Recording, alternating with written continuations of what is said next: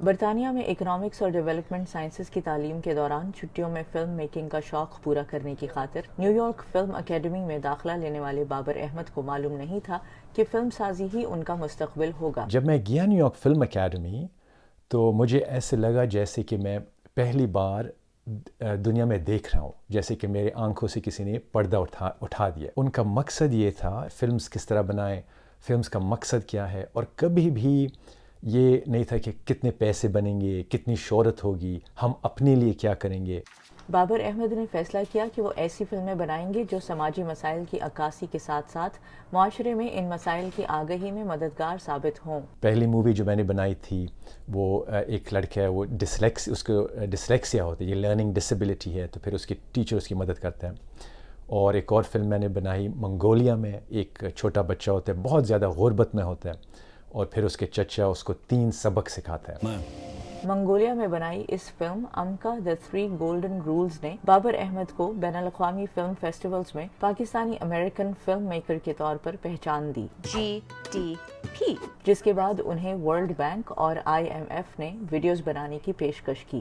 تو میں نے جو پہلی ویڈیو بنائی IMF کے لیے وہ ان کی نمبر 1 ویڈیو بن گئی یوٹیوب پہ۔ میں 4 سال کے لیے IMF کے لیے فل ٹائم پوزیشن میں کام کیے، ان کی کمیونیکیشنز ڈپارٹمنٹ میں میں ان کا لیڈ ویڈیو پروڈیوسر تھا۔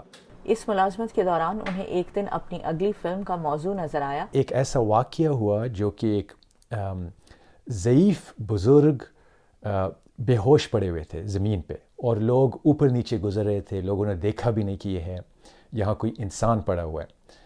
اور اس کے بعد مجھے یہ خیال آیا کہ میں بھی ان لوگوں میں سے ہوں جو کہ ہر روز گزرتا ہے اور دیکھتا بھی نہیں ہے کہ کوئی انسان، کوئی بزرگ ہے۔ تو اس دن پھر میں نے جو آئینے میں دیکھا، مجھے وہ بندہ اچھا نہیں لگا۔ اس واقعے سے متاثر ہو کر بابر احمد نے ایک کہانی لکھی اور پھر اسے ایک مختصر دورانیے کی فلم کی شکل دی۔ اس فلم کا عنوان ہے ٹکون اولام، جو عبرانی زبان کا ایک محاورہ ہے۔